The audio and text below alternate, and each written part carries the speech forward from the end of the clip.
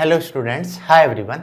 चलिए बच्चों, हमारे फोटो इलेक्ट्रिक इफेक्ट के डिस्कशन को आगे बढ़ाते हैं और बातचीत करते हैं कौन कौन से ऐसे फैक्टर हैं जो फोटो इलेक्ट्रिक इफेक्ट को अफेक्ट करने वाले हैं। ऐसे क्या क्या पैरामीटर्स हैं जिनसे हमारा फोटो इलेक्ट्रिक एक्सपेरिमेंट में चेंजेज होते हैं, ठीक है, और कैसे हमारे कॉन्सेप्चुअल क्वेश्चन यहाँ पर फ्रेम हो जाते हैं। एक एक पॉइंट को हम डिटेल में समझने वाले हैं। देखो यार, एकदम आसान है। अभी तक हम बातचीत कर रहे थे, अगर मैं सूटेबल अमाउंट ऑफ फ्रीक्वेंसी के फोटोन इंसिडेंट कराता हूं तो इलेक्ट्रॉन्स मेटालिक सरफेस से इजेक्ट हो जाते हैं। अल्टीमेटली अगर उनको एक सर्किट में फ्लो कराया जाए तो इस कंप्लीट फिनोमिना को हम फोटो इलेक्ट्रिक इफेक्ट बोलते हैं, राइट। फिर हमने समझा condition of photo electric effect क्या है, कब फोटो इलेक्ट्रिक इफेक्ट होगा और कब नहीं होगा। तो यहाँ हमने डिफाइन किया व्हेन एनर्जी ऑफ फोटोन और frequency of photon is greater than equal to हो थ्रेशोल्ड फ्रीक्वेंसी। अगर फ्रीक्वेंसी फोटोन की थ्रेशोल्ड फ्रीक्वेंसी से बड़ी है, अदरवाइज इक्वल है, तो definitely photo electric effect observe होगा, ठीक है, डेफिनेटली फोटो इलेक्ट्रिक इफेक्ट होगा। But if frequency is less than threshold frequency है, अगर मैं इतनी एनर्जी नहीं दे रहा जितनी एनर्जी इलेक्ट्रॉन को बाहर निकलने के लिए चाहिए, तो फोटो इलेक्ट्रिक इफेक्ट ऑब्जर्व नहीं होगा। ये वाली बात हमने समझी, ठीक है। कब फोटो इलेक्ट्रिक इफेक्ट ऑब्जर्व होगा और कब फोटो इलेक्ट्रिक इफेक्ट ऑब्जर्व नहीं होगा, इसको हम सीधे से अंतर से डिफाइन कर रहे थे और इस पूरे कॉन्सेप्ट को हमने बोला था कंडीशन। अगला हमने डिफाइन किया था बेटा आइंस्टाइन इक्वेशन, आइंस्टाइन रिलेशन, जिसमें हमने बोला अगर किसी भी फोटोन को इलेक्ट्रॉन पर इंसिडेंट कराया जाए, so energy of photon is consumed into two ways. First, to eject an electron, that means work function, and remaining energy is imparted in form of kinetic energy. ये हमने Einstein relation भी पढ़ा। Clear? यहां तक का हमारा discussion हो गया था। अब हम बातचीत करने वाले हैं ऐसे क्या क्या पैरामीटर हैं जो फोटो इलेक्ट्रिक इफेक्ट को अफेक्ट करते हैं या चेंजेस लाते हैं और कैसे हमारे कॉन्सेप्चुअल क्वेश्चन बन जाते हैं। देखो बच्चों, तो हमारा आज का टॉपिक है factor affecting photo electric effect.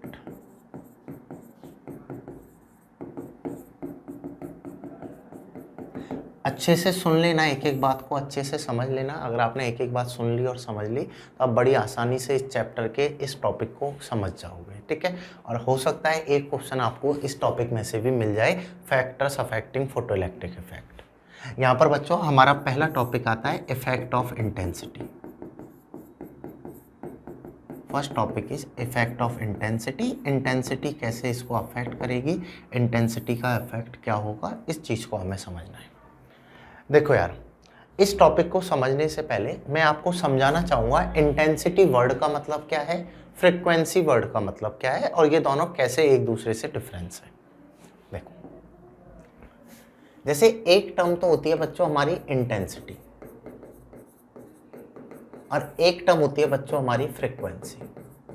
पहले इन दोनों का अंतर समझ लेते हैं, फिर इंटेंसिटी और फ्रीक्वेंसी का इफेक्ट भी हम समझेंगे, ठीक है। फ्रीक्वेंसी तो सीधा सीधा रेफर करता है एनर्जी ऑफ अ फोटोन। एक सिंगल फोटोन की कितनी एनर्जी होगी उसको एनालाइज किया जाता है फ्रीक्वेंसी से।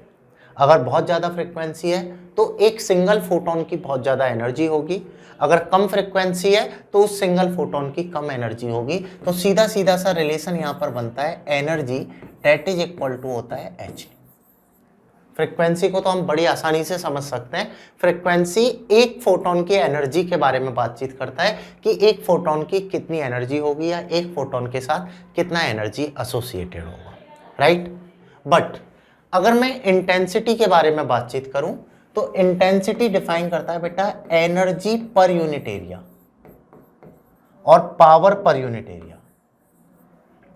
It is defined as power incident per unit area. एक पर्टिकुलर एरिया पर कितनी पावर आ रही है।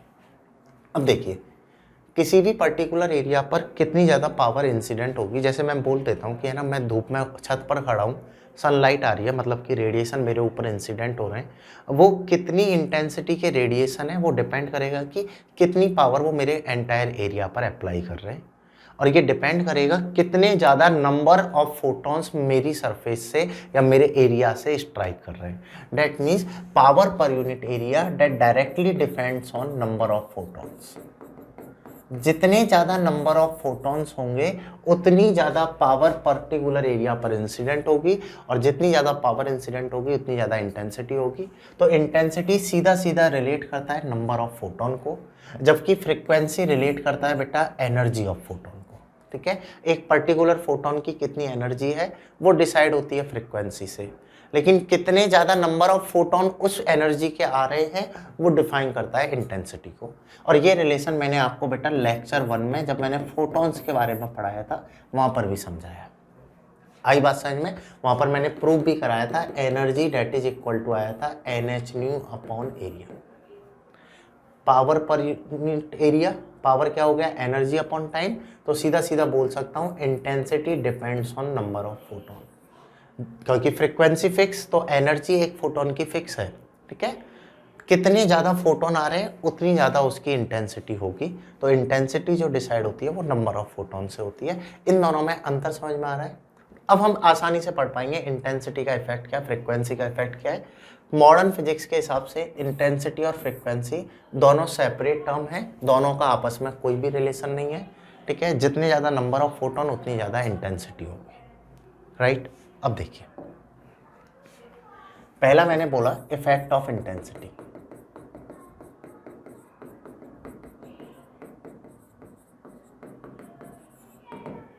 लेट्स से मैं इस बात को ऐसे बोल देता हूं आपको, बेटा ये कोई भी एक मेटालिक सरफेस दी हुई है। ठीक है, ये कोई भी मेटालिक सरफेस है और इस पर मैं फोटॉन्स इंसिडेंट करा रहा हूं, एंड आपको बोला है energy of photon is greater than a threshold frequency के, that means photo electric effect हो रहा है। एनर्जी ज़्यादा है तभी फोटो इलेक्ट्रिक इफेक्ट होगा। तो जितने भी फैक्टर्स हम पढ़ेंगे वहाँ पर फोटो इलेक्ट्रिक इफेक्ट होने के बाद पढ़ेंगे। अगर फोटो इलेक्ट्रिक इफेक्ट ही नहीं हुआ तो कोई फैक्टर उसको क्या ही अफेक्ट कर पाएगा, अगर प्रोसेस ही नहीं हो पाई। प्रोसेस होगी तभी तो फैक्टर अफेक्ट करेंगे। तो हम कंसिडर कर रहे हैं energy of photon is greater than equal to threshold frequency है, that means photo electric effect हो रहा है। राइट, अब देखिए, एक तो मैं बेटा फोटॉन्स इंसिडेंट करा रहा हूँ इस मेटालिक सरफेस पर, सेम मेटालिक सरफेस है, सेम फ्रीक्वेंसी के फोटॉन्स मैं इंसिडेंट करा रहा हूँ, लेकिन अब नंबर ऑफ फोटॉन ज़्यादा है। अब मैं ज़्यादा नंबर ऑफ फोटॉन इंसिडेंट करा रहा हूँ, इसकी इंटेंसिटी है I1, इसकी इंटेंसिटी है I2। ठीक है, तो देखिए as intensity of radiation increases,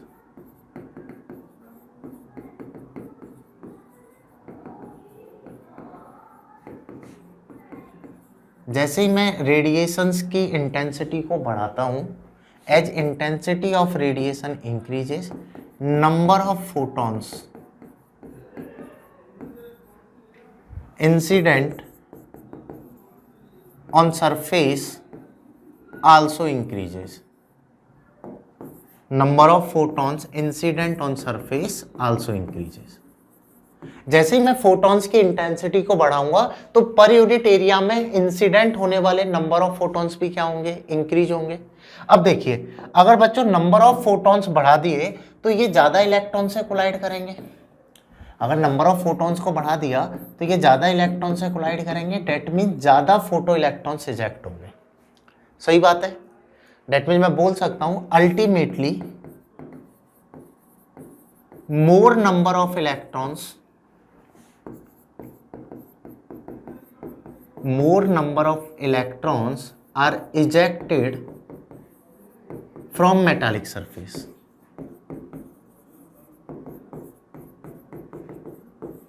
जैसे ही मैंने नंबर ऑफ फोटॉन्स को बढ़ाया तो ज्यादा नंबर ऑफ इलेक्ट्रॉन्स इजेक्ट हुए, और ज्यादा इलेक्ट्रॉन्स इजेक्ट होंगे तो अल्टीमेटली यहां पर जो करंट बनेगा वो भी ज्यादा होगा। सो ओवरऑल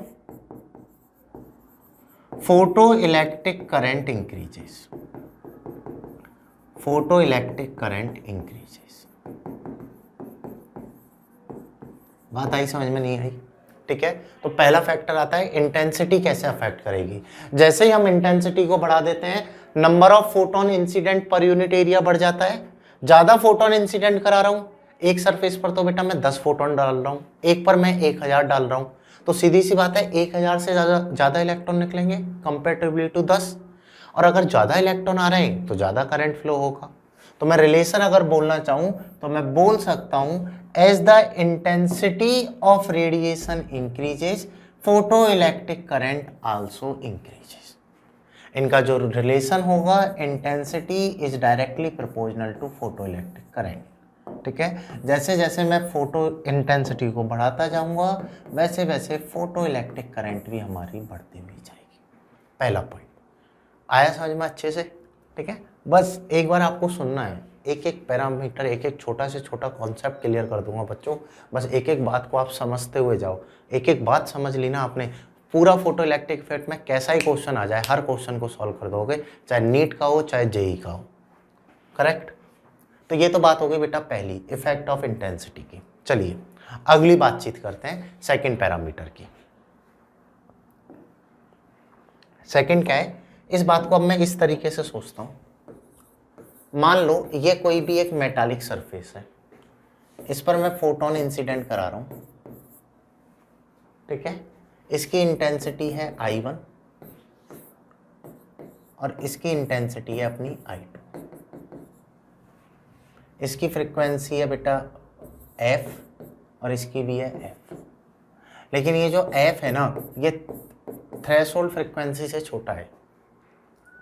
मैं चाहे कितनी भी इंटेंसिटी बढ़ा लूं, ठीक है, मैं चाहे लाख गुना इंटेंसिटी बढ़ा लूं, अगर फ्रीक्वेंसी थ्रेशोल्ड फ्रीक्वेंसी से कम है तो फोटो इलेक्ट्रिक इफेक्ट ऑब्जर्व नहीं होगा, किसी भी तरीके से फोटो इलेक्ट्रिक इफेक्ट परफॉर्म नहीं होगा। ये तो तभी परफॉर्म हो पाएगा जब फ्रीक्वेंसी थ्रेशोल्ड से बड़ी हो। मतलब फोटो इलेक्ट्रिक इफेक्ट होगा या नहीं होगा ये बात तो डिसाइड होती है फ्रीक्वेंसी से, जबकि फोटो इलेक्ट्रिक करंट ज्यादा होगा या कम होगा ये बात हमारी डिसाइड होती है इंटेंसिटी से। करेक्ट, इंटेंसिटी जितनी ज्यादा उतनी ज्यादा फोटो इलेक्ट्रिक करंट होगी, लेकिन इफेक्ट होने के लिए फ्रीक्वेंसी ज्यादा होनी चाहिए। आई बात समझ में। अब देखिए, अब मैं ऐसे बोल देता हूं, मान लो कि ये कोई भी फोटॉन्स इंसिडेंट करा रहा हूं मेटालिक सरफेस पर, और ये दूसरी मेटालिक सरफेस पर मैं फोटॉन्स इंसिडेंट करा रहा हूं। इसकी फ्रीक्वेंसी है F1, इंटेंसिटी है I0, इसकी फ्रीक्वेंसी है F2, इंटेंसिटी है I0। इंटेंसिटी एकदम सेम है, फ्रीक्वेंसी अलग है। पहले की फ्रीक्वेंसी थ्रेशोल्ड से ज़्यादा है, दूसरे की भी थ्रेशोल्ड से ज़्यादा है, मतलब कि फोटो इलेक्ट्रिक इफेक्ट तो हमारा परफॉर्म हो रहा है। अगर फ्रीक्वेंसी थ्रेशोल्ड फ्रीक्वेंसी से ज़्यादा है तो फोटो इलेक्ट्रिक इफेक्ट तो परफॉर्म होगा। तो यहाँ पर ये तो बोला है कि फोटो इलेक्ट्रिक इफेक्ट तो बच्चों परफॉर्म हो रहा है। राइट, बात आ रही है समझ में। ठीक है, लेकिन करंट पे क्या फर्क पड़ेगा इस बात को समझना है। अगर फ्रीक्वेंसी को बढ़ाया जाए तो करंट पे क्या फर्क पड़ेगा। As frequency of radiation increases,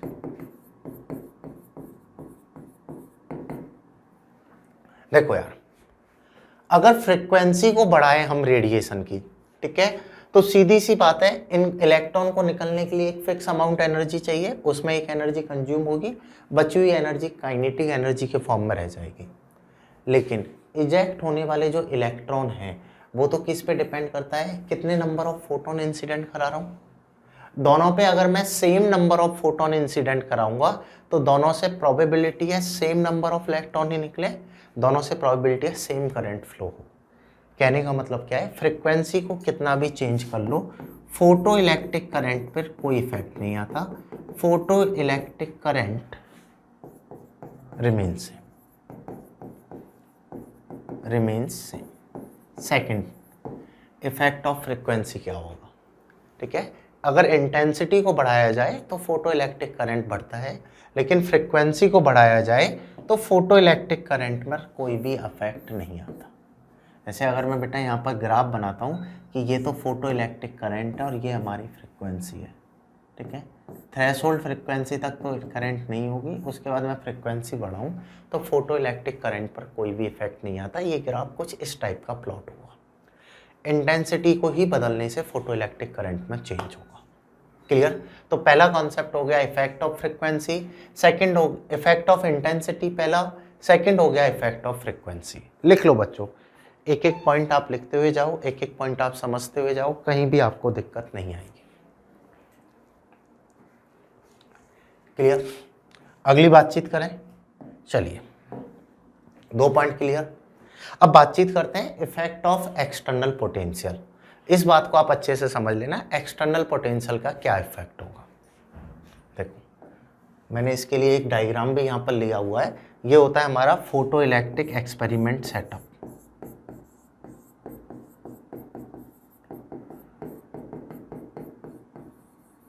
experiment setup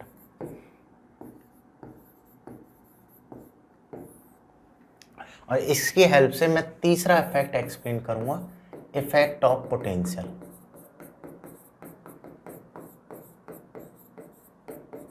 potential के इफेक्ट को हम समझेंगे। इसको समझने से पहले एक बार हम ये डायग्राम समझ लेते हैं। ये डायग्राम क्या है? देखो बच्चों, मैंने यहाँ पर यूज में लिए एक गिलास ट्यूब, जैसे मैंने आपको बताया था ना, electric discharge current in the air. ठीक है, गिलास ट्यूब जो कि पूरा एक सेटअप होता है। ठीक है, तो यहाँ पर हमने यूज में लिए एक गिलास ट्यूब। यहाँ पर बेटा हमने ये कोई भी एक मेटालिक सरफेस लगाई हुई है, that is a metallic surface. ठीक है, मेटालिक सरफेस जिस पर हम फोटॉन्स को इंसिडेंट करा रहे हैं। यहाँ पर बेटा मैंने एक क्वार्ट्स विंडो लगाई हुई है। इसका मतलब है कि ये सीधे ही सीधे फोटॉन्स को मेटालिक सरफेस पर ही इंसिडेंट कराए। सारे फोटोन हमारे कहाँ पर आ जाए? मेटालिक सरफेस पर आ जाए। करेक्ट? जैसे फोटॉन्स को मैं इस मेटालिक सरफेस पर इंसिडेंट कराता हूँ और इन फोटॉन की फ्रिक्वेंसी थ्रेशोल्ड फ्रिक्वेंसी से ज़्यादा है, अगर इनकी फ्रिक्वेंसी थ्रेशोल्ड फ्रिक्वेंसी से ज़्यादा है तो यहाँ से इलेक्ट्रॉन्स इजेक्ट हो जाएंगे। इन इलेक्ट्रॉन्स को हम क्या बोलते हैं? Photo electron. इन इलेक्ट्रॉन्स को हम क्या बोलेंगे? Photo electrons. ठीक है, और ये पूरा मैंने एक ट्यूब में एंक्लोज कर दिया। अब देखिए आगे क्या है, इस ट्यूब को बेटा मैंने कनेक्ट कर रखा है एक एक्सटर्नल बैटरी से। ये जो ट्यूब है इसको मैंने एक एक्सटर्नल बैटरी से कनेक्ट कर रखा है। इसको मैं आपको ऐसे सर्किट आपको दिख रहा होगा, ये है बच्चों रियोस्टेट। रियोस्टेट होता है वेरिएबल रेजिस्टेंस, जिसका पर्पज है करंट को कंट्रोल करना, कम और ज़्यादा करना। और ये लग रहा है हमारा एक वोल्ट मीटर, जिसका सीधा सा पर्पज है वोल्टेज को रीड करके बताना कितना वोल्टेज आ रहा है। ठीक है, ये कम्यूटेटर है। कम्यूटेटर क्या होता है इस बात को भी आगे समझाऊंगा, बस ये टर्मिनल को उल्टा सीधा कनेक्ट करने के काम आता है। ठीक है, ये हमारा पूरा फोटो इलेक्ट्रिक एक्सपेरिमेंट सेटअप है। जैसे ही मैंने फोटोन को इंसिडेंट कराया, इनकी फ्रिक्वेंसी थ्रेशोल्ड से ज़्यादा है, यहाँ से इलेक्ट्रॉन हमारे इजेक्ट हुए, इनको बोल दिया फोटो इलेक्ट्रॉन्स। यहाँ पर बेटा ये तो हो गई हमारी कैथोड प्लेट जिससे इलेक्ट्रॉन निकल रहे हैं, इसको बोल दिया हमने एनोड प्लेट।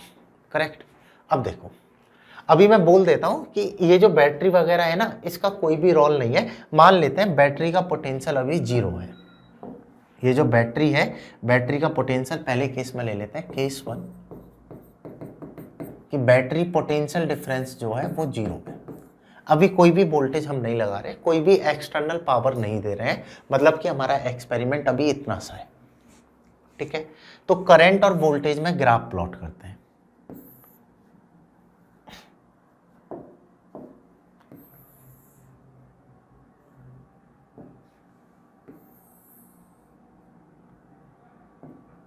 करंट और वोल्टेज में ग्राफ बनाते हैं। लेट से मैं बोल देता हूँ, इस पर तो मैंने वाई एक्सिस पर तो करंट ले लिया, एक्स एक्सिस पर मैंने पोटेंशियल ले लिया। ठीक है, देखो बच्चों, जैसे ही मैंने फोटॉन्स को इंसिडेंट कराया इस मेटालिक सरफेस पर, तो यहाँ से इलेक्ट्रॉन्स बाहर निकलेंगे। ठीक है, इन इलेक्ट्रॉन्स की काइनेटिक एनर्जी अलग अलग होगी, जो आइंस्टाइन मॉडल से हमने पढ़ा था, क्योंकि किसी इलेक्ट्रॉन की बहुत ज़्यादा कोलिजन होगी, किसी की नहीं होगी, और किसी की 1-2 बार कोलिजन होगी। अल्टीमेटली काइनेटिक एनर्जी अलग अलग होगी, बट कैलकुलेशन में हम all time maximum kinetic energy ही कंसीडर करते हैं। लेकिन प्रैक्टिकली अगर बातचीत करें तो सबकी काइनेटिक एनर्जी अलग अलग होगी। ठीक है, मैं कोई एक्सटर्नल सपोर्ट इनको नहीं दे रहा हूं, मतलब कि अभी जो मैं पोटेंशियल लेके चल रहा हूं डेट इज जीरो। मैं जैसे ही पोटेंशियल में जीरो लेता हूं तो जो भी कैपेबल इलेक्ट्रॉन है वो इलेक्ट्रॉन तो हमारे इस प्लेट तक पहुंच जाएंगे। जैसे मैंने आपको बताया था कि काइनेटिक एनर्जी सभी इलेक्ट्रॉन की सेम नहीं होगी, कुछ इलेक्ट्रॉन की मैक्सिमम होगी, कुछ की जीरो होगी और कुछ की जीरो और मैक्सिमम के बीच में होगी। और इसका रीजन क्या था कि किसी इलेक्ट्रॉन की तो काफ़ी सारी कोलिजन होंगी, किसी की कुछ ही कोलिजन होंगी, तो अल्टीमेटली इनकी काइनेटिक एनर्जी अलग अलग है। जो कैपेबल इलेक्ट्रॉन है वो तो कहाँ तक पहुंच जाएंगे, प्लेट तक, और जो कैपेबल नहीं है वो बीच में ही रह जाएंगे। डेट मीन मैं बोल सकता हूं जब मैंने पोटेंशियल को जीरो लिया तो कुछ कैपेबल इलेक्ट्रॉन इस प्लेट तक आ रहे थे जिनके कारण करंट फ्लो हो रहा था। अल्टीमेटली जीरो पोटेंशियल पर भी मुझे यहाँ पर कुछ ना कुछ तो करंट मिलेगा। डेट मीन जीरो पोटेंशियल पर करंट अपना नॉन जीरो होगा। पहली बात क्लियर।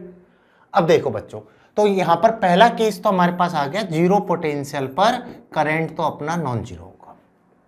अब मैं सेकंड बोल देता हूं, let's say potential is positive. Positive का मतलब क्या है कि ये जो एनोड प्लेट का टर्मिनल है इसको मैंने पॉजिटिव से कनेक्ट कर दिया और यहाँ पर कैथोड वाले को नेगेटिव से कनेक्ट कर दिया। तो हमारी ये जो एनोड प्लेट है ये तो कैसी हो गई, पॉजिटिव, राइट। अब देखो, जैसे ही मैं यहाँ पर पोटेंशियल को बढ़ाना स्टार्ट करता हूँ, जैसे ही मैं यहाँ का पोटेंशियल बढ़ाऊंगा तो इसकी पॉजिटिव पोलैरिटी की स्ट्रेंथ बढ़ेगी। और अगर प्लेट पॉजिटिव है, इलेक्ट्रॉन पर चार्ज नेगेटिव है, तो पॉजिटिव नेगेटिव में एक अट्रैक्शन अप्लाई होगा। डेट मींस ये इलेक्ट्रॉन पॉजिटिव प्लेट की तरफ मूव करना स्टार्ट करेंगे। ये सारे के सारे इलेक्ट्रॉन पॉजिटिव प्लेट की तरफ मूव करेंगे। क्लियर। जो इलेक्ट्रॉन पहले कैपेबल नहीं था उनको ये पॉजिटिव प्लेट अपनी साइड अट्रैक्ट कर रही है। डेट मींस अब वो इलेक्ट्रॉन भी यहाँ पर पहुंचने लगेगा और एक स्टेज ऐसी अचीव होगी, एक ऐसा पोटेंशियल अचीव होगा जब सारे की सारे इलेक्ट्रॉन इस पॉजिटिव प्लेट के पास पहुंच जाएंगे। डेट मीन मैं बोल सकता हूं जैसे ही मैं पोटेंशियल को बढ़ाने लगा तो सर्किट में करंट बढ़ने लगेगा और एक ऐसी पोटेंशियल की वैल्यू अचीव होगी जिस पर सर्किट में करंट मैक्सिमम होगा। इसके बाद चाहे मैं कितना ही पोटेंशियल बढ़ा लूं, सर्किट में तो करंट की वैल्यू जो है वो मैक्सिमम हो जाएगी, क्योंकि यहाँ पर अब सारे के सारे इलेक्ट्रॉन एंटर कर चुके हैं। क्लियर। और बच्चों देखो, ये जो मैक्सिमम करंट होगा, that maximum current is called saturation current. इस मैक्सिमम करंट को हम क्या बोलते हैं, सैचुरेशन करंट। आई बात समझ में। क्लियर। आगे देखिए, ये तो हो गया हमारा केस 2। अब मैं बोल देता हूं बेटा केस 3। लेट्स से मैं अपोजिट पोलैरिटी का पोटेंशियल लगा देता हूं। कहने का मतलब क्या है कि मैं यहाँ पर अब प्लेट्स को पॉजिटिव से कनेक्ट ना करके इस वाले टर्मिनल को इससे कनेक्ट कर देता हूँ, इस वाले को इससे। इससे हुआ क्या कि ये जो पॉजिटिव प्लेट थी ये नेगेटिव टर्मिनल से कनेक्टेड है। ये जो हमारा एनोड प्लेट थी ये अब नेगेटिव प्लेट से कनेक्टेड है, इस पर नेगेटिव पोटेंशियल आ गया, राइट। अब देखिए बच्चों, यहाँ पर नेगेटिव पोटेंशियल है, इलेक्ट्रॉन पर चार्ज भी नेगेटिव है। नेगेटिव नेगेटिव में अप्लाई होगा रिपल्सन। डेट मीन्स ये नेगेटिव प्लेट इलेक्ट्रॉन को रिपेल कर रही होगी, इसकी इलेक्ट्रॉन्स को दूर भेजने की टेंडेंसी है। क्लियर। जैसे ही मैं नेगेटिव प्लेट की स्ट्रेंथ को बढ़ाने लगता हूँ, अगर मैं नेगेटिव पोटेंशियल को बढ़ाता हूँ तो इस प्लेट की नेगेटिव स्ट्रेंथ बढ़ेगी और अगर प्लेट की नेगेटिव स्ट्रेंथ बढ़ेगी तो ये इलेक्ट्रॉन्स को और स्ट्रांगली रिपेल करेगा, राइट।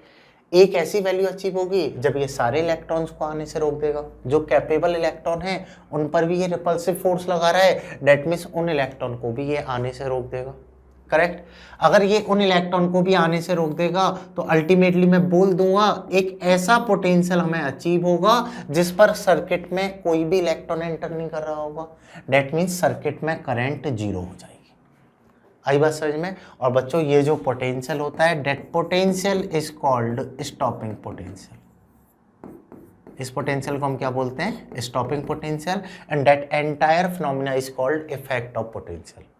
कि जीरो पोटेंशियल पे सर्किट में कुछ ना कुछ करंट होगा, पॉजिटिव में पोटेंशियल बढ़ाया जाए तो करंट मैक्सिमम वैल्यू कैरी कर लेगा एक टाइम पर, और अगर अपोजिट में बढ़ाएं तो करंट जीरो होगा एक पर्टिकुलर वोल्टेज पर, और that particular voltage is called stopping potential, right. Clear ये चीज। सो ओवरऑल अगर मैं इस पूरे को कंक्लूड करूं तो मैं बोल सकता हूं मेरे यहां से दो कॉन्सेप्ट निकल के आते हैं। First is saturation current and second is stopping potential.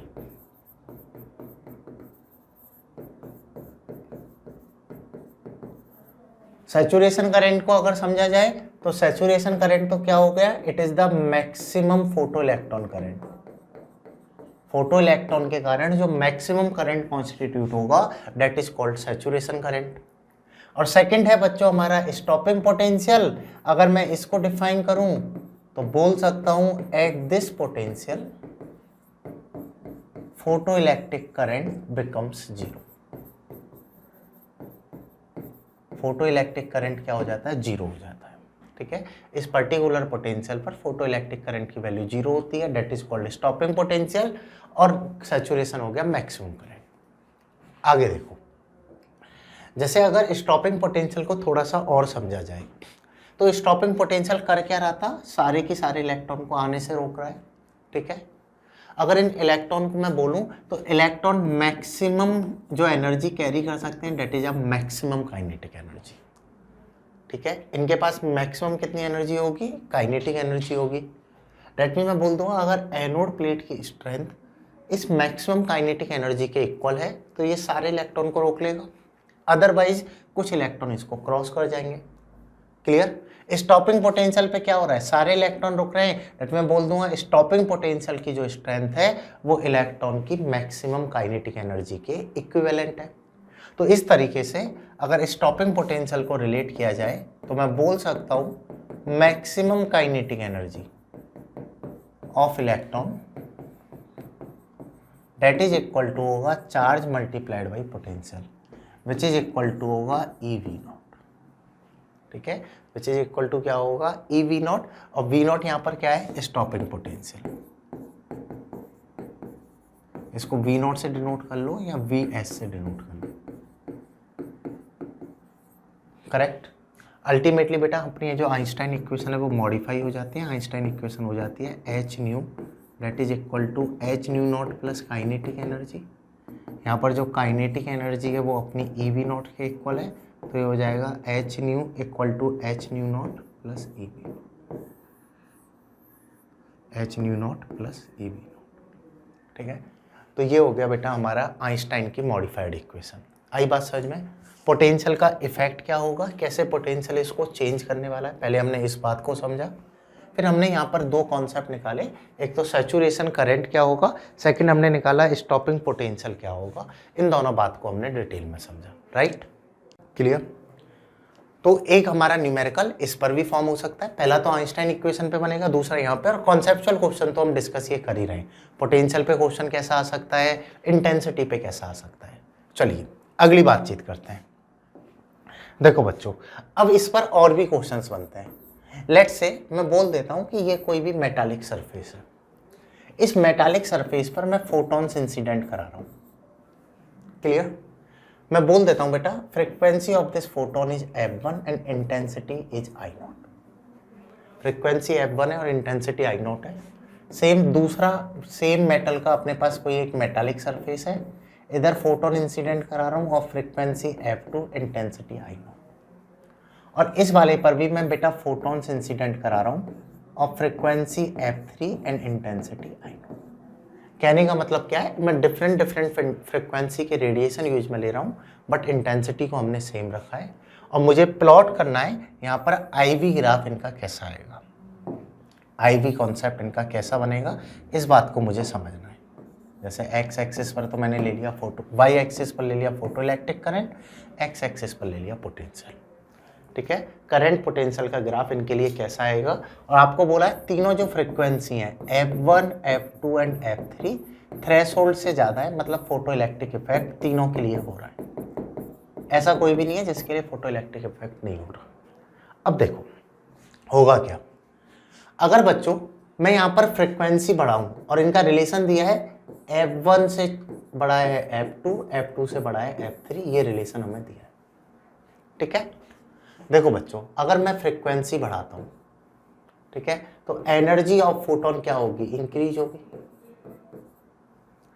अगर इनकी एनर्जी बढ़ेगी, मेटल का वर्क फंक्शन तो क्या है, फिक्स है, तो आइंस्टाइन इक्वेशन से मैं बोल दूंगा एनर्जी इक्वल टू होता है work function plus kinetic energy. Metal fix है तो वर्क फंक्शन फिक्स है, अगर मैं एनर्जी बढ़ाऊंगा तो काइनेटिक एनर्जी भी बढ़ेगी, राइट। और आपने अभी पढ़ा है kinetic energy that is equal to होता है EV nought, if kinetic energy increases stopping potential also increases.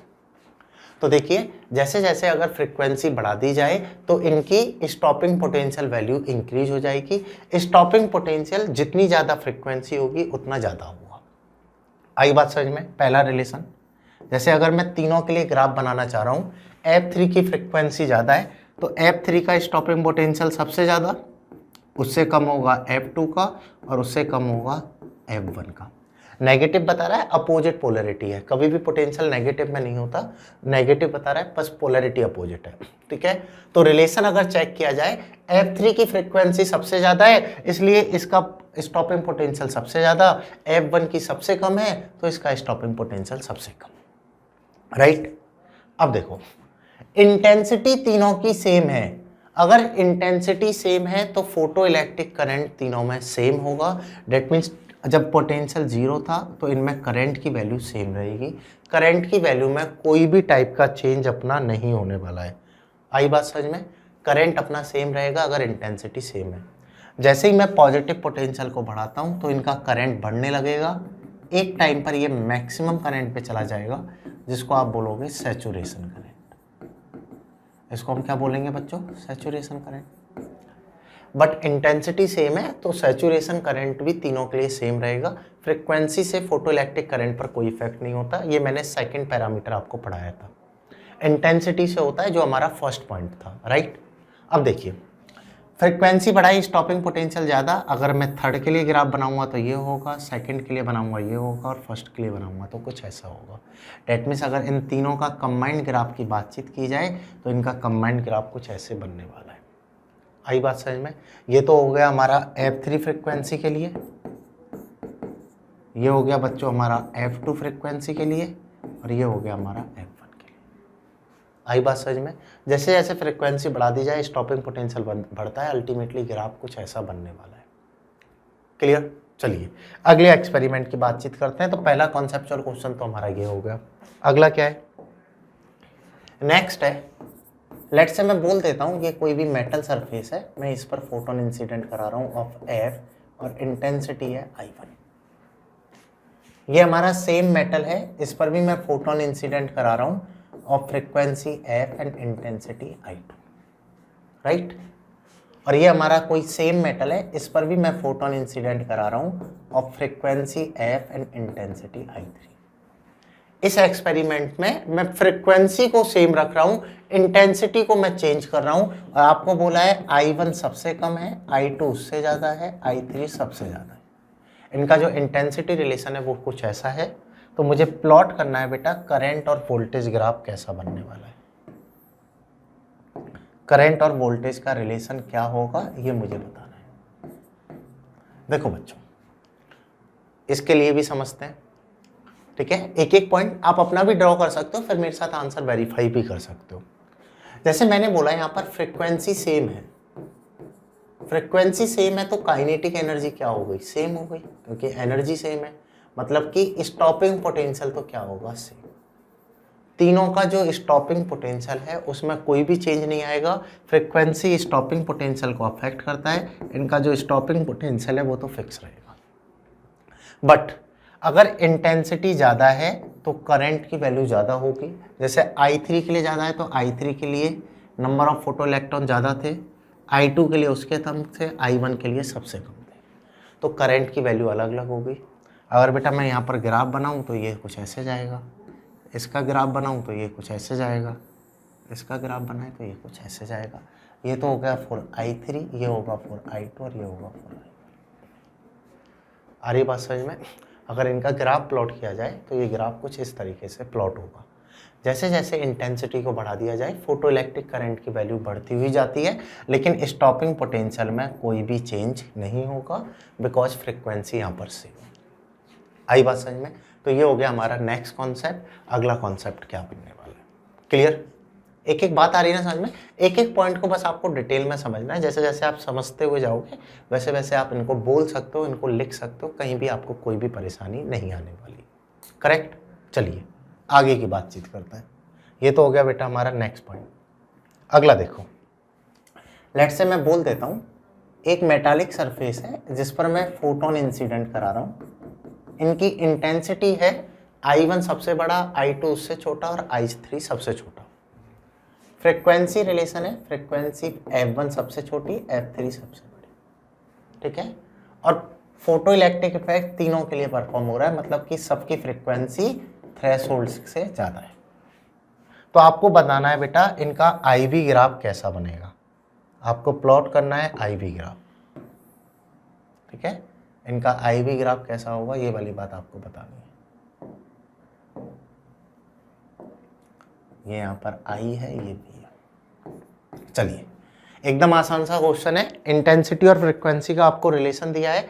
Intensity और फ्रीक्वेंसी रिलेशन को देखकर आपको IV ग्राफ इनका प्लॉट करना है, कैसा ग्राफ यहाँ पर बनने वाला है। बाकी मेरे साथ समझ लो कैसे इसको निकालेंगे। देखो बच्चों, आपने पढ़ा था अगर पोटेंशियल की वैल्यू 0 है तो सर्किट में करंट की वैल्यू 0 नहीं होगी। सर्किट का कुछ ना कुछ तो करंट होगा, ये कोई ना कोई वैल्यू तो कैरी करेगा। डेफिनेटली कुछ ना कुछ अमाउंट ऑफ वैल्यू ये कैरी करने वाला है, राइट। पहली बात। अब देखिए, जितनी ज़्यादा इंटेंसिटी, मैंने दो रिलेशन बताए, जितनी ज़्यादा इंटेंसिटी होगी करंट भी उतनी ही ज़्यादा होगी, और जितनी ज़्यादा फ्रीक्वेंसी होगी स्टॉपिंग पोटेंशियल उतना ही ज़्यादा होगा, ठीक है। ना तो इंटेंसिटी स्टॉपिंग पोटेंशियल को इफेक्ट करती है, ना ही फ्रीक्वेंसी करंट को इफेक्ट करती है। सबने अपना अपना हिस्सा बांट रखा है। इंटेंसिटी करंट को चेंज करेगी, फ्रीक्वेंसी स्टॉपिंग पोटेंशियल को, करेक्ट। तो अगर मैं यहाँ पर बातचीत करूँ, अगर मुझे ग्राफ बनाना है, सबसे ज़्यादा इंटेंसिटी I1 की है तो सबसे ज़्यादा फोटो इलेक्ट्रिक करंट I1 में, उससे कम I2 में, उससे कम I3 में। सेम स्टॉपिंग पोटेंशियल के लिए बनाए, सबसे ज़्यादा फ्रीक्वेंसी F3 की है तो सबसे ज़्यादा स्टॉपिंग पोटेंशियल F3 का, उससे कम बेटा F2 का, और उससे कम होगा अपना F1 का, करेक्ट। ये तो हो गया F1 का। और करंट सबसे ज़्यादा किसके लिए होगी? I1 के लिए। तो अगर इसका ग्राफ बनाऊं तो ये तो कुछ ऐसे बनेगा, आई बात समझ में। सेकंड का ग्राफ बनाया जाए तो ये कुछ ऐसे बनेगा, और अगर बेटा थर्ड का ग्राफ बनाया जाए तो ये कुछ ऐसे बनेगा, करेक्ट। तो यहाँ पर ये क्या हो गया, ये तो for I1 that is for I1 that is for I2 that is for I3। जिसकी इंटेंसिटी ज़्यादा उसमें करंट ज़्यादा, जिसकी फ्रीक्वेंसी ज़्यादा उसका स्टॉपिंग पोटेंशियल ज़्यादा। तो इनके ग्राफ कुछ इस तरीके से प्लॉट हो। आ रहा कॉन्सेप्ट समझ में। तो दो टर्म है इंटेंसिटी और फ्रीक्वेंसी, ग्राफ बनाते हैं करंट और पोटेंशियल पे, इनके वेरिएशन की बातचीत हम करते हैं। एक एक कॉन्सेप्ट को हमने समझने का ट्राई किया है कि किस तरह से पोटेंशियल इसको अफेक्ट करेगा। पहली बात, पोटेंशियल को अफेक्ट करेगा, यहाँ से दो टर्म निकाली, सैचुरेशन करंट को हमने समझा, स्टॉपिंग पोटेंशियल को हमने समझा। इसके बाद बच्चों फ्रीक्वेंसी के अफेक्ट को हमने समझा, किस तरह से ये फ्रीक्वेंसी को अफेक्ट करेगा, फ्रीक्वेंसी होगी क्या, कैसे हम इसको निकाल सकते हैं, ठीक है। फिर हमने इंटेंसिटी के अफेक्ट को समझा, अगर अलग अलग इंटेंसिटी लें तो क्या होगा। फिर मैंने एक आपको लास्ट क्वेश्चन बताया है, इंटेंसिटी और फ्रीक्वेंसी अगर हमें दी जाए तो इसको हमें किस तरीके से लिखना है, करेक्ट, क्लियर। चलिए आगे बढ़ते हैं, अगली बातचीत करते हैं। देखो यार, अगली बातचीत अगर की जाए, जैसे अभी तक तो मैं मेटालिक सरफेस सेम ले रहा था, अब मैं मेटालिक सरफेस बदल देता हूँ।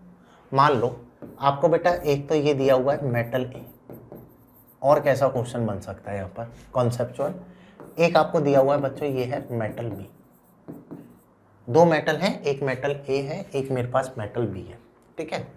एक तो मैं मेटल ए पर फोटॉन्स इंसिडेंट करा रहा हूँ, एक मैं मेटल बी पर फोटॉन्स इंसिडेंट करा रहा हूँ, राइट। एक तो मेटल ए पे करा रहा हूँ, एक मेटल बी पे करा रहा हूँ। लेट से इसका वर्क फंक्शन है WA, इसका वर्क फंक्शन है WB, और आपको बोला है वर्क फंक्शन सेकंड का ज़्यादा है कंपेरेटिवली टू फर्स्ट। कहने का मतलब क्या है, सेकंड से इलेक्ट्रॉन निकालने में ज़्यादा एनर्जी लगेगी कंपेरेटिवली टू फर्स्ट, ठीक है। आपको ग्राफ प्लॉट करना है बेटा यहाँ पर, इंटेंसिटी, आपको ग्राफ प्लॉट करना है बच्चों यहाँ पर। जैसे पहला मैं ले लेता हूँ, फ्रीक्वेंसी और काइनेटिक एनर्जी का ग्राफ कैसा होगा, ये ग्राफ मुझे बनाना है पहले, ठीक है। दो मेटल हमें दिए हुए हैं। देखो बच्चों, इस कॉन्सेप्ट को समझते हैं क्या होगा। एक एक छोटा छोटा कॉन्सेप्ट आपको अच्छे से समझना है। जैसे आपने आइंस्टाइन रिलेशन पढ़ा है, energy of photon that consume in two way work function plus kinetic energy. अगर मैं फ्रीक्वेंसी को बढ़ाता हूँ तो काइनेटिक एनर्जी भी बढ़ती है अगर वर्क फंक्शन फिक्स है तो। क्लियर आ रही ना बात समझ में? अगर मैं फ्रीक्वेंसी को बढ़ाऊँ तो काइनेटिक एनर्जी भी बढ़ेगी। और रिलेशन क्या बनेगा? तो ये है H nu that is equal to H nu not plus K. K को तो मैंने वाई एक्सिस में लिया है, तो के डेट इज इक्वल टू हो जाएगा हमारा बच्चों एच न्यू माइनस के एच न्यू। क्लियर? इस टाइप का रिलेशन होगा। तो मैं सीधा सीधा बोल सकता हूं जब फ्रीक्वेंसी की वैल्यू 0 थी, देखो जब फ्रीक्वेंसी 0 है, जब तो कोई इलेक्ट्रॉन निकलेगा ही नहीं, इलेक्ट्रॉन ही नहीं निकलेगा तो काइनेटिक एनर्जी भी नहीं होगी। राइट? पहली बात। कब इलेक्ट्रॉन निकलेगा? जब फ्रीक्वेंसी थ्रेशोल्ड फ्रीक्वेंसी के इक्वल हो जाएगी। लेट्स से अब फ्रीक्वेंसी ए की थ्रेशोल्ड के इक्वल है, तो अब इलेक्ट्रॉन इजेक्ट हो जाएगा। इसके बाद मैं इसको कितनी भी फ्रीक्वेंसी बढ़ाता जाऊं, पूरी की पूरी एनर्जी इसको काइनेटिक एनर्जी की फॉर्म में मिलेगी और इसकी काइनेटिक एनर्जी बढ़ती जाएगी। राइट? इसके बाद जितनी भी एनर्जी दोगे वो पूरी पूरी इसकी काइनेटिक एनर्जी को बढ़ाएगा। सेम वे में एक पर्टिकुलर लेवल पर बी का थ्रेशोल्ड अचीव हो गया, इसके बाद मैं कितनी भी फ्रीक्वेंसी बढ़ाता जाऊं, इसको जितनी भी एनर्जी मिलेगी वो इसकी काइनेटिक एनर्जी को बढ़ाता हुआ जाएगा। डेट में इसका ग्राफ भी कुछ इस तरीके से बनने वाला है। बात आई समझ में? नहीं आई? कैसा ग्राफ बनेगा? अगर काइनेटिक एनर्जी और फ्रीक्वेंसी का ग्राफ बनाए तो ये ग्राफ कुछ इस तरीके से बढ़ता हुआ जाएगा। राइट? अगर मैं यहाँ पर बातचीत करूं, ये एंगल थीटा है, तो here slope that is equal to होगा टेन थीटा। आपसे ये भी पूछ लेता है काइनेटिक एनर्जी फ्रीक्वेंसी का स्लोप क्या बताएगा, इनके ग्राफ का स्लोप क्या निकालेगा, तो आप कंपेयर कर सकते हो काइनेटिक एनर्जी y में एम एक्स माइनस सी, तो m की जगह क्या आ रहा है h, तो ये बताता है बेटा h that means Planck's constant.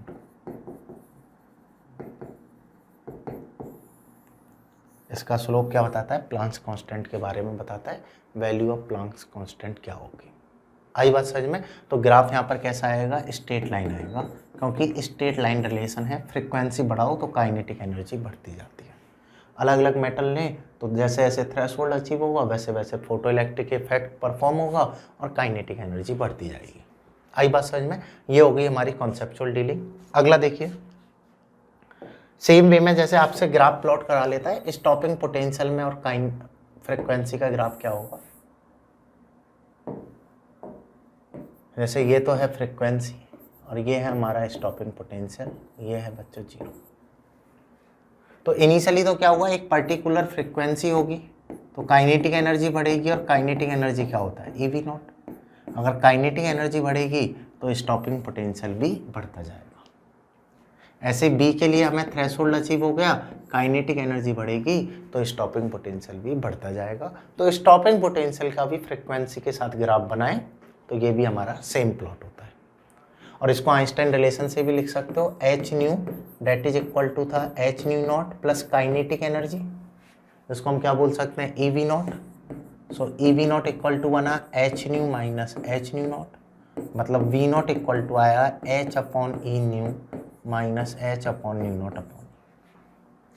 तो अगर बेटा मैं यहाँ पर इसके स्लोप के बारे में बातचीत करूँ तो इसका स्लोप बताता है हमें tan theta that is equal to होगा एच अपॉन ई। आई बात समझ में? नहीं आई? Clear? This is the conceptual knowledge और factors affecting photo electric effect. ये पूरा हमारा कॉन्सेप्चुअल डिस्कशन है, जहाँ पर मैंने आपको सबसे पहले बताया इंटेंसिटी कैसे अफेक्ट होगी, फ्रीक्वेंसी कैसे अफेक्ट होगी, पोटेंशियल का अफेक्ट क्या होगा। पूरा एक्सपेरिमेंट हमने समझा पोटेंशियल का। फिर बेटा मैंने छोटे छोटे कॉन्सेप्ट बताए जहाँ पर क्वेश्चंस बन सकते हैं। हमने पढ़ा इन फ्रीक्वेंसी अलग ले, इंटेंसिटी सेम ले तो ग्राफ कैसा, इंटेंसिटी अलग फ्रीक्वेंसी सेम तो ग्राफ कैसा, दोनों चीजें अलग, इंटेंसिटी भी अलग फ्रीक्वेंसी भी अलग तो ग्राफ कैसा। इसके बाद काइनेटिक एनर्जी और फ्रीक्वेंसी का रिलेशन क्या बनने वाला है, इस बात को हमने समझा। हमने समझा यहाँ पर स्टॉपिंग पोटेंशियल और फ्रीक्वेंसी का रिलेशन क्या होगा, किस तरीके से इसको डिफाइन किया जाएगा, इस चीज को भी हमने समझा। आई बात समझ में? क्लियर है ये चीज? तो ये पूरा हमारा डिस्कशन था factors affecting photo electric effect. अब अपनी 4 बातें हो गई। पहले हमने समझा फोटो इलेक्ट्रिक इफेक्ट क्या है, फिर बच्चों हमने समझा इसकी कंडीशन क्या है, फिर हमने समझा आइंस्टाइन का रिलेशन क्या है, और फोर्थ हमने समझा कौन कौन से फैक्टर्स इसको अफेक्ट करते हैं, ये फैक्टर्स का मतलब क्या है। क्लियर है ये चीज़? चलिए अब बातचीत कर लेते हैं इन पर कैसे न्यूमेरिकल हमारे फ्रेम होते हैं। एक एक न्यूमेरिकल को हम समझने का ट्राई करते हैं, एक एक छोटे मोटे कॉन्सेप्ट को समझते हैं। चलिए देखो यार, अब मैथमेटिकल में न्यूमेरिकल्स आपको कराना स्टार्ट करता हूँ। जैसे अगर बच्चों मैं मैथमेटिकल न्यूमेरिकल्स की बातचीत करूँ तो एकदम बेसिक से हम स्टार्ट करते हैं। Let's say work function of any metallic surface that is equal to 2 electron volt. Work function कितना है? 2 इलेक्ट्रॉन वोल्ट। ठीक है, you are incidenting of wavelength λ1 equal to 400 nanometre, λ2 equal to 500 nanometre, 3 equal to 600, 4th is 800, 5th is 1000। ठीक है, 5 type के radiation मैं incident करा रहा हूँ। ठीक है, आपको बताना है विच ऑफ द रेडिएशन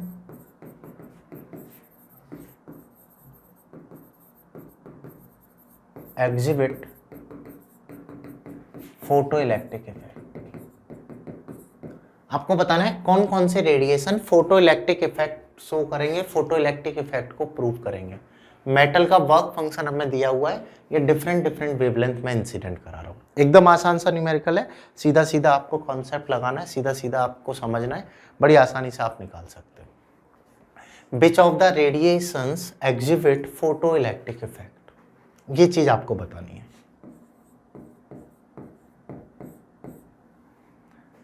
ठीक है, बाकी मेरे साथ समझ लो इस चीज को कैसे निकालेंगे, किस तरीके से समझा जाएगा। जो अपना सॉल्व करना है वो सॉल्व करो। देखो यार, मैंने आपको बताया कि जो भी मॉडर्न फिजिक्स पे क्वेश्चन आते हैं, क्वेश्चन एकदम आसान आते हैं, बस ऐसा हो जाता है कि कैलकुलेशन थोड़ी लेंथी हो। ठीक है, कैलकुलेशन को हमें आसान करने के तरीके आने चाहिए। जैसे अगर मैं बातचीत करूं energy of photon greater than equal to होगा वर्क फंक्शन के, तो फोटो इलेक्ट्रिक इफेक्ट होगा। सही बात है, अदरवाइज फोटो इलेक्ट्रिक इफेक्ट नहीं हो पाएगा। करेक्ट। अब देखिए, अगर मैं यहाँ पर लिखता हूँ एनर्जी होती क्या है, एनर्जी होती है बेटा hc/λ। जनरली हमें वेवलेंथ गिवन होगी तो hc/λ, फ्रीक्वेंसी की टर्म्स में h न्यू। अगर मैं इसको सॉल्व करूँ ना, h की वैल्यू है 6.6 इंटू 10⁻34, c है 3 इंटू 10⁸ अपॉन वेवलेंथ। ठीक है, ये आ गया। यहाँ पर बेटा अगर आप इसको सॉल्व करके लाओगे तो that will become nearly 12,400 upon wavelength in angstrom, so that will give the value in electron volt. You can learn this formula directly rather than putting value of h and c। हमें ये वाला formula use में लेना है, E that is equal to होगा 12,400 upon wavelength. ठीक है, तो सीधा सीधा आंसर हमें इलेक्ट्रॉन वोल्ट में मिलेगा।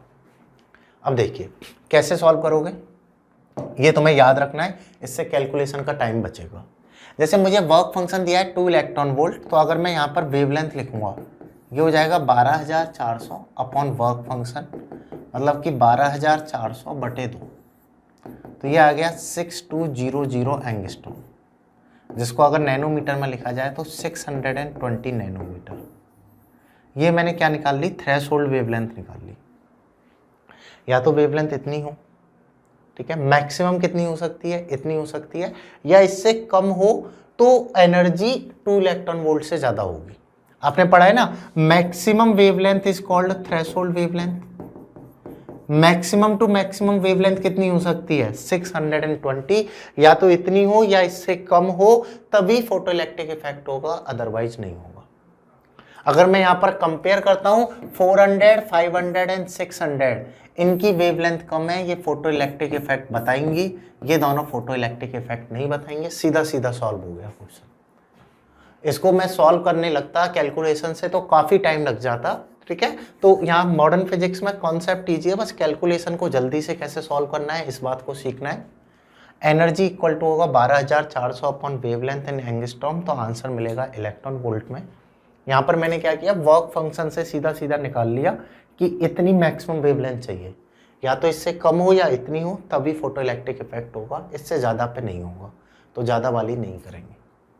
एक तो तरीका ये था।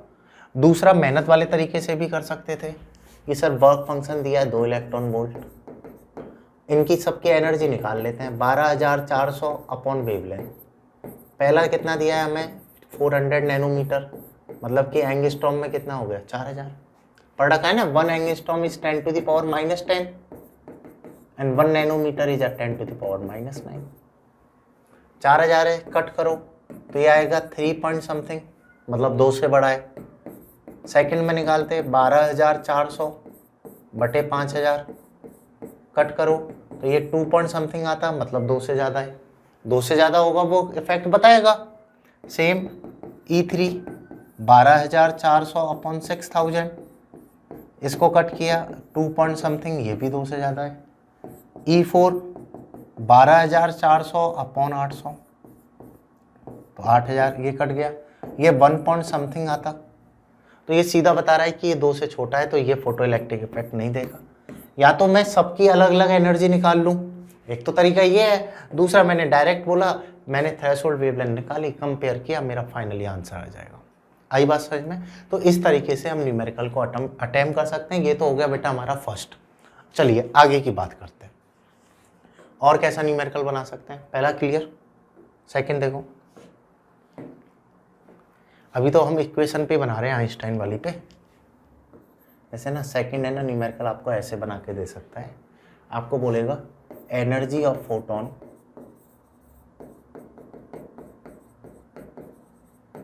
इज 4 इलेक्ट्रॉन वोल्ट, ठीक है, एंड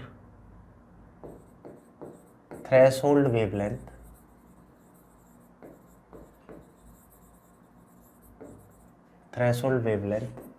is 500 नैनोमीटर। डिटरमाइन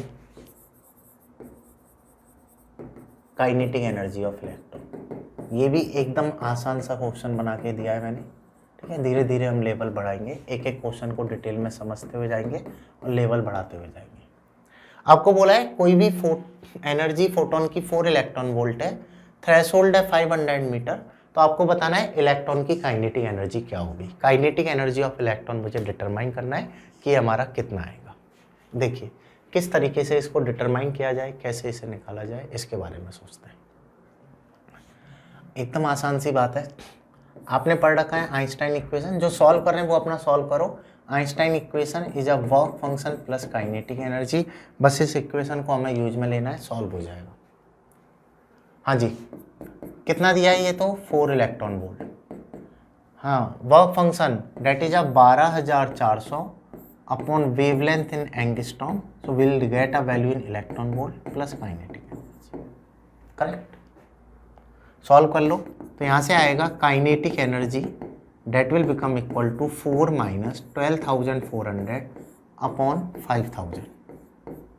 ये तो कट गया, so kinetic energy that will become 4 minus 50 से डिवाइड किया तो 2, 24 बचा, 24 तो ये हो गया बेटा 240, 240 से गया 4 टाइम्स, 40 बचा तो ये आया 8 टाइम्स, ठीक है। यहाँ से आ जाएगी अपनी kinetic energy that will become 1.52 electron. मैंने क्या किया, आइंस्टाइन रिलेशन फॉलो किया, आइंस्टाइन रिलेशन से काइनेटिक एनर्जी निकाल ली। काइनेटिक एनर्जी हमें मिल गई 1.52 इलेक्ट्रॉन वोल्ट, राइट। अब आपने पढ़ रखा है बेटा 1 electron volt that is equal to होता है 1.6 into 10 to the power -19 joule. That means अगर मैं लिखना चाहूँ इसको जूल में तो ये हो जाएगा 1.52 ई जूल। ई से क्या हो गया, मल्टीप्लाई हो गया।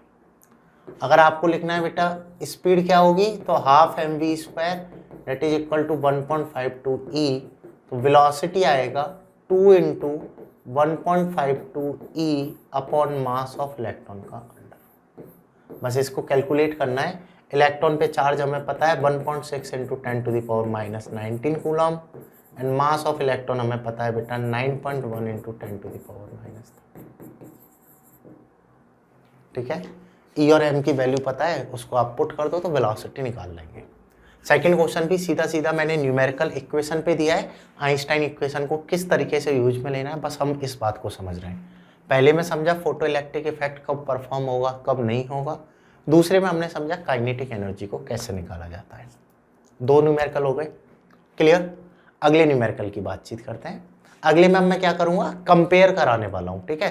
कंपेरिजन पे भी हमारे अच्छा खासा क्वेश्चन बन जाता है। कैसा क्वेश्चन बनेगा उसको भी समझते हैं। इसको आप नोट डाउन कर लो। ये हो गया हमारी सेकंड प्रॉब्लम। सेकंड प्रॉब्लम को हमें कैसे डील करना था, किस तरीके से हमें इसको लिखना था।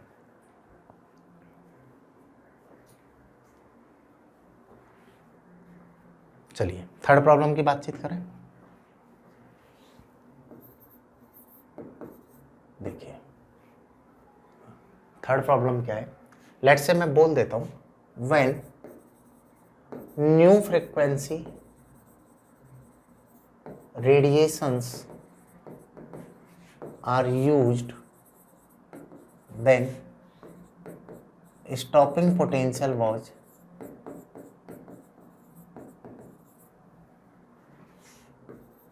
V not.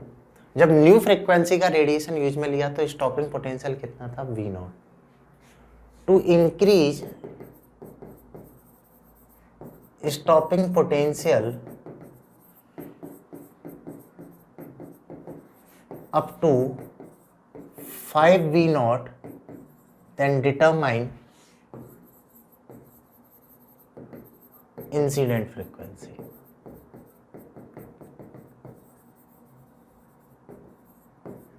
देखो भाई क्वेश्चन क्या है, जब मैं न्यू फ्रीक्वेंसी का रेडिएशन यूज में ले रहा हूं तो स्टॉपिंग पोटेंशियल मिलता है मुझे V नॉट।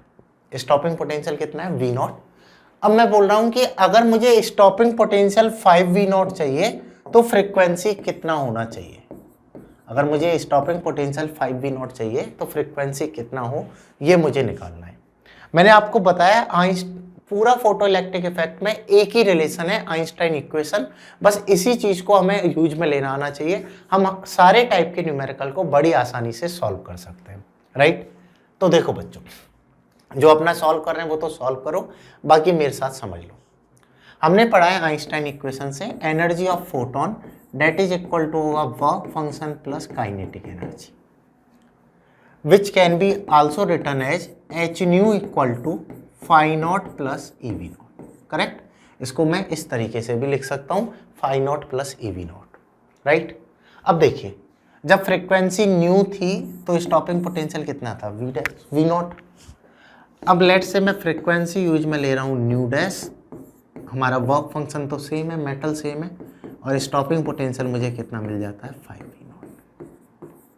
तो मुझे क्या निकालना है बेटा, इस न्यू डैश की वैल्यू क्या होगी, ठीक है।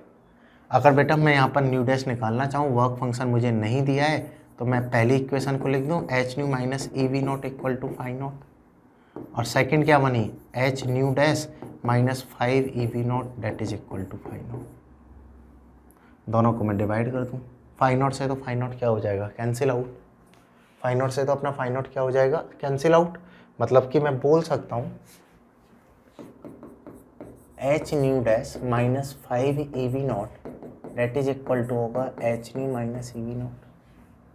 करेक्ट, एच तो कॉमन आ गया, न्यू डैश, या इसको मैं सीधा सीधा न्यू डैश अगर मुझे निकालना है तो मैं इसको लिख दूं H nu dash that will become equal to h nu plus 4 e v naught। so nu dash which is equal to क्या होगा, nu plus 4 e v naught upon h। ये आएगा। ये हमारा एकदम आसान सा कॉन्सेप्ट है, इस तरीके से भी हम बातों को समझ सकते हैं, इस तरीके से भी हम निकाल सकते हैं। अगर बेटा कंपेयर कराए कि इतने से इतना चेंज हुआ है तो क्या होगा, इन चीज़ों को भी निकाला जा सकता है। क्लियर, आई बात समझ में, नहीं आई, क्वेश्चन क्लियर है। ये हो गया हमारा नेक्स्ट क्वेश्चन, कंपैरिजन वाला। एक और क्वेश्चन की बातचीत कर लेते हैं, और कैसा क्वेश्चन हम यहाँ पर बना सकते हैं, अगला क्वेश्चन समझ लेते हैं। देखो, जैसे फोर्थ ले लेता हूँ, when nu frequency is used kinetic energies के, क्वेश्चन सुन लेना, वही कंपैरिजन वाला है, काइनेटिक एनर्जी इसके, when two nu frequency is used kinetic energy is K dash. ठीक है, जब न्यू था तो के थी, टू न्यू था तो काइनेटिक एनर्जी थी K dash. Then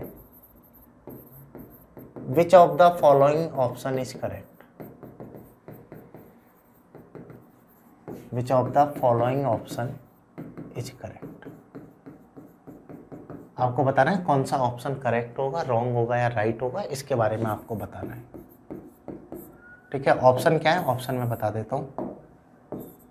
kinetic energy that is equal to twice of initial, kinetic energy is greater than of twice of initial, kinetic energy is less than of twice of initial. ठीक है, और चौथा option है data insufficient, जितनी information है उससे answer बताया नहीं जा सकता, डेटा इनसफिशिएंट। 4 ऑप्शन आपको दिए। जब मैं न्यू फ्रीक्वेंसी यूज में ले रहा हूँ तो काइनेटिक एनर्जी मिल रही है k, जब मैं 2 न्यू फ्रीक्वेंसी यूज में ले रहा हूँ तो काइनेटिक एनर्जी मिल रही है k डैश।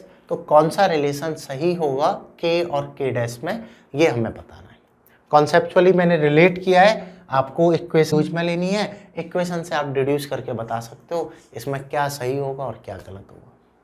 कोई बहुत ज़्यादा सोचने का नहीं है, बस इक्वेशन से आपको आइडिया लग जाएगा यहाँ पर बेटा क्या सही है और क्या गलत है। ठीक है, बाकी मेरे साथ समझ लो।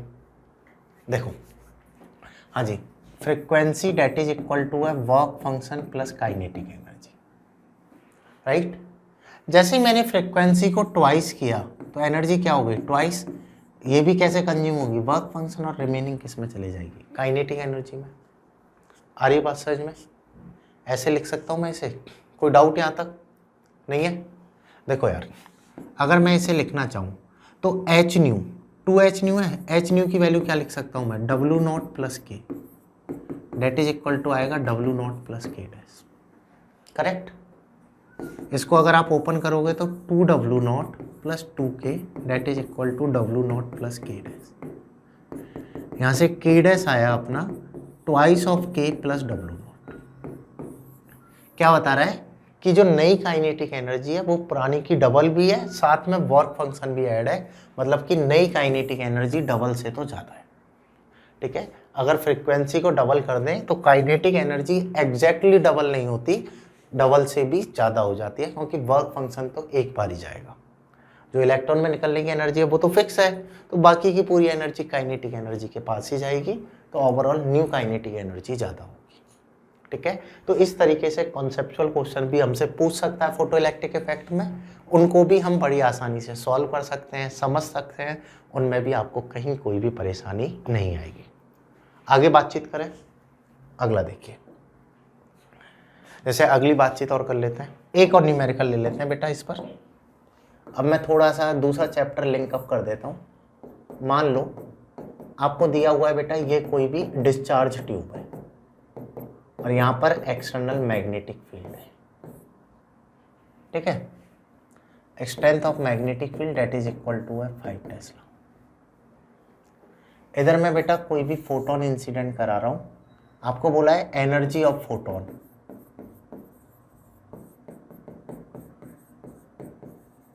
विच इज इक्वल टू है 4 electron volt. Work function that is equal to है 2 इलेक्ट्रॉन वोल्ट। ठीक है, तो आपको बताना है रेडियस ऑफ सर्कुलर पाथ। ये क्वेश्चन थोड़ा सा मैंने घुमा दिया। यहाँ पे क्या पूछा है आपसे, रेडियस ऑफ सर्कुलर पाथ क्या होगी। इस क्वेश्चन में मैंने मैग्नेटिक फील्ड को भी डाला है। अब इस बात को आपको सोचना है, रेडियस कौन से सर्कुलर पाथ की, रेडियस का मतलब क्या है, रेडियस है तो उसको कैसे निकाला जाए, एक एक पॉइंट को आपको अच्छे से सोचना है। अब बड़ी आसानी से फिर इसको निकाल लोगे। जिन्होंने भी कॉन्सेप्ट पकड़ लिया उनके लिए क्वेश्चन बहुत आसान है। क्वेश्चन में कुछ भी नहीं है, जिन्होंने कॉन्सेप्ट पकड़ लिया। और जो नहीं पकड़ पाएंगे कॉन्सेप्ट को, उनको अच्छा खासा इसमें पचना पड़ेगा, अच्छा खासा सोचना पड़ेगा कि कैसे इसको सॉल्व किया जाए। क्लियर?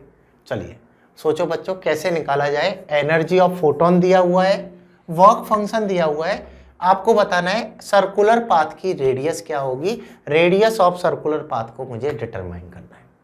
ठीक है, किस तरीके से इसको लिखा जाए, किस तरीके से निकाला जाए, इस पूरे कॉन्सेप्ट को हमें समझना है। बाकी लोग मेरे साथ समझ लो किस तरीके से हम इसको निकालेंगे। देखो यार, होगा क्या, जैसे ही मैं फोटोन इंसिडेंट कराऊंगा तो यहां से इलेक्ट्रॉन इजेक्ट होगा और ये जो इलेक्ट्रॉन है ये एक पर्टिकुलर स्पीड से मूव भी करेगा क्योंकि इसके पास काइनेटिक एनर्जी होगी। अगर ये मूव करते हुए मैग्नेटिक फील्ड में एंटर कर रहा है तो मैं बोल दूंगा बेटा इस पर अप्लाई होगा फोर्स और ये सर्कुलर पाथ में रिवॉल्व होना चालू कर देगा। तो मुझे बतानी है इस सर्कुलर पाथ की रेडियस क्या होगी। आपने पढ़ा है motion of charge particle in uniform magnetic field. अगर कोई भी charge particle uniform magnetic field में परपेंडिकुलर एंटर करे तो वो सर्कुलर पाथ में रिवॉल्व होगा, राइट। और आपने पढ़ रखा है बेटा radius which is equal to होता है mv/qb which can be also written as √2mk/qb। आई बात समझ में? ठीक है, रेडियस तो क्या होती है √2mk/qb। m तो क्या है यहाँ पर मास ऑफ इलेक्ट्रॉन, q क्या है चार्ज ऑन इलेक्ट्रॉन, k है kinetic energy of electron, b है मैग्नेटिक फील्ड।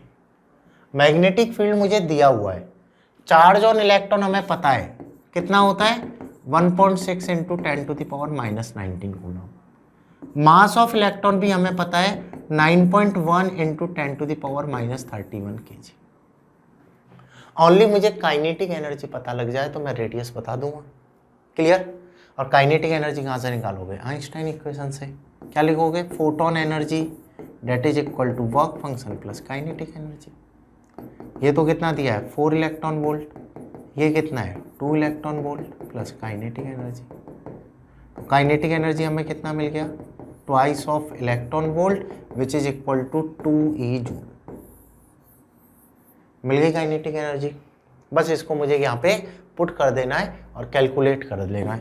तो radius that is equal to होगा ट्वाइस, मास तो कितना है ये अंडर रूट इतना बड़ा नहीं जाएगा, मास तो कितना हो गया 9.1 इंटू 10⁻31। ये हो गया twice of E 1.6 into 10⁻19 upon Q है 1.6 इंटू 10⁻19 बी है 5।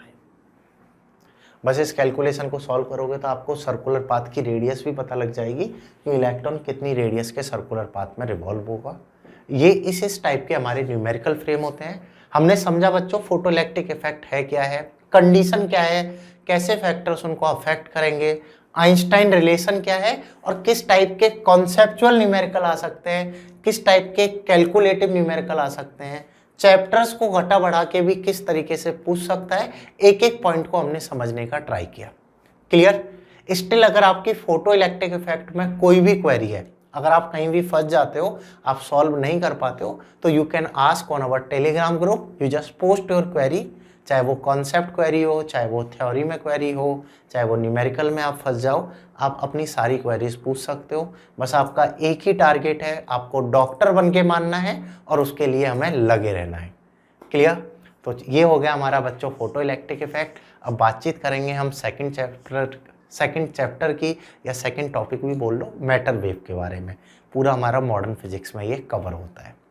क्लियर? सो बने रहिए, देखते रहिए और आगे बढ़ते रहिए। चलिए।